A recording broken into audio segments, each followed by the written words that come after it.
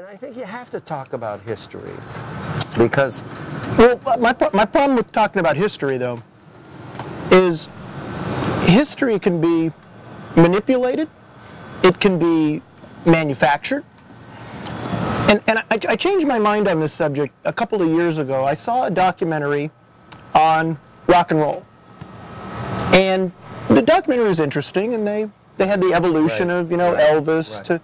Right. But they couldn't secure the rights to the Beatles. But they didn't say that they couldn't secure the rights to the Beatles. They just left them out. They just left the Beatles out. Good. Well, this is, you're right. History is not a fixed thing. It's not. The problem in Los Angeles is that's the way it has been packaged, this ephemeral mythology. But what history really is my history, which is absolutely real, your history, which is separate from mine, which is, if you have convictions about something, that's very important, and it takes a third and fourth and fifth party to bring these things together, because the word, it was pointed out to me very, very interestingly to me, the word when we go to school and we learn history, that's nonsense. It should be called histories. Whose history are we talking about? The winners. It's about the winners. It's about who's controlling the podium. But the one thing, and I remember years ago there was a show that happened at it was a traveling exhibition of California Expressionism, Bay Area Expressionism particularly. I think it was at Laguna Art Museum. And there was an artist here in LA who said to me, Jack, that show is just utter bull. This wasn't the experience. I was there. That was the experience of the GIs that came back, and they were on the GI Bill, and they had all this money to buy paint and all this and that, and they were, the people that came out of the Institute there. He says, we were struggling. We bled for every brushstroke that we have. We were, but this is not my history. I don't recognize what was written. I said to him, look, that was true history. What it didn't, it was an aspect. And I said, I remember it was a profound experience for me when I went to the Amazon once and I climbed this incredible banyan tree. It was an observation deck. And every 20 or 30 feet, it was an enormous tree, you had an entire different reality. Different vegetation, different flowers, different insects. So whose experience was this? The aerial view is quite different than the view on the ground. And the problem in this town, it's all been made into a soundbite like everything is in these days. So history is really important. Jack went to the Amazon. I went to Echo Park. Yeah, but they've lost all of their foliage. But it is that way. And, in Los Angeles, we live this mythology about, say, the Ferris Gallery. But I don't. No, of course not. I think that... But that's because you No, but it's not better. just me, though. But it's as packaged as it is, one of the ironies, I believe, about this myth about the Ferris Gallery, the myth about this happened and then that happened, is the inevitable championing of boring art and people's buddies over secondary artists that were much more interesting. It bites itself in the rear because people end up looking at just very dull art, very unexciting art, and saying, to hell with it. They're not interested in it anymore. Well, boring or otherwise isn't... My issue is that the institutions give a certain license and direction to those academicians that we talked about, to the students that look to them naively for that kind of guidance. And it takes a great deal to rectify or expand the dialogue. History is always rewritten. Contemporary history has never been accurately written. Ever. It's what we have now. You were talking earlier about art 200 years from now. I'm pleasantly convinced that the garbage that is championed now is not going to be around. I agree. And the other day I went to an exhibition. I wonder if you've seen the new permanent collection of MoCA, if you've seen that yet. I've seen the damn permanent collection 50 frickin' times. Do I need to see it again, yes, Jack? Actually you do. I do? Yeah, I tell you why. Why? I walked in on Monday, just this past Monday, and the first half of the exhibition goes through what a lot of people would call the old chestnuts.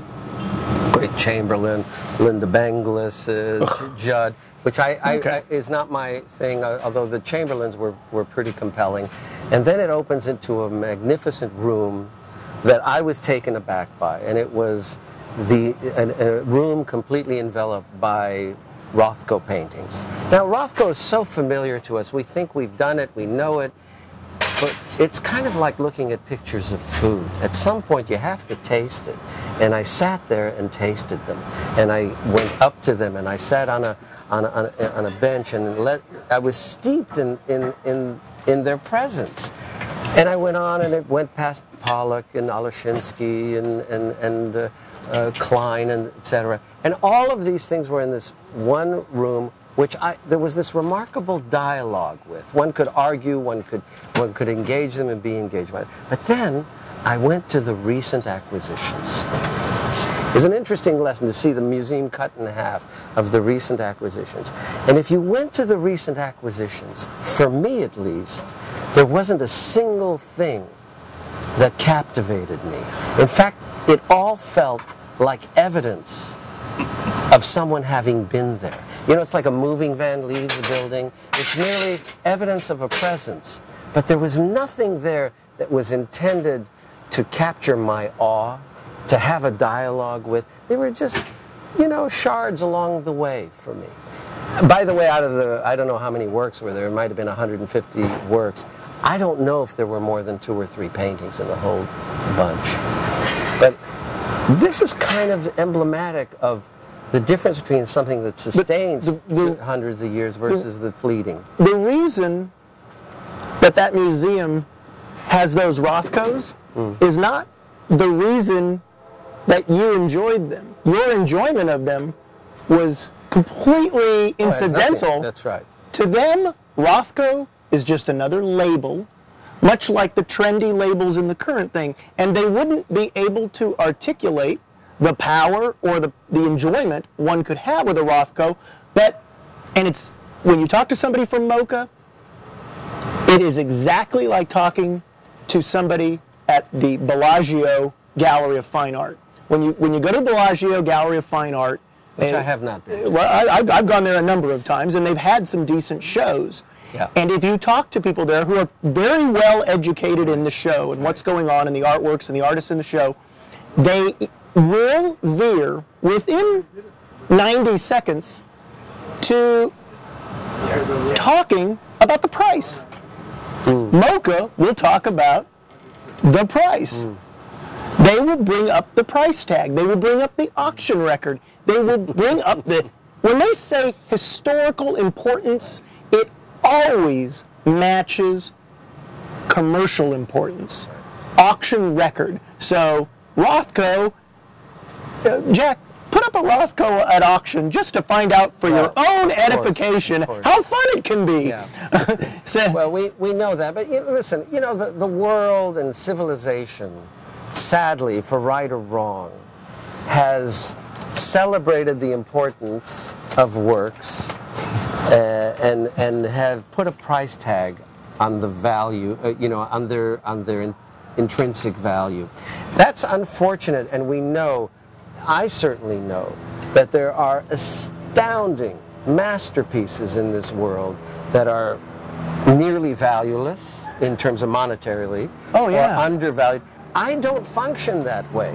So, you know, and privately, if you had some of those curators, some, in an unofficial capacity, not as the part of this corporate institution, but in a private moment, some of them actually know the difference and are hugely. But listen, I have yet to see that. Well, I think the sad thing is that their convictions are trumped by their corporate allegiances and the pressures of show business and trustees and running a business. But I have seen those people in private moments. Listen, I'll never forget, I did an exhibition. May God be my witness, this is the absolute truth. Oh, you said God be your witness.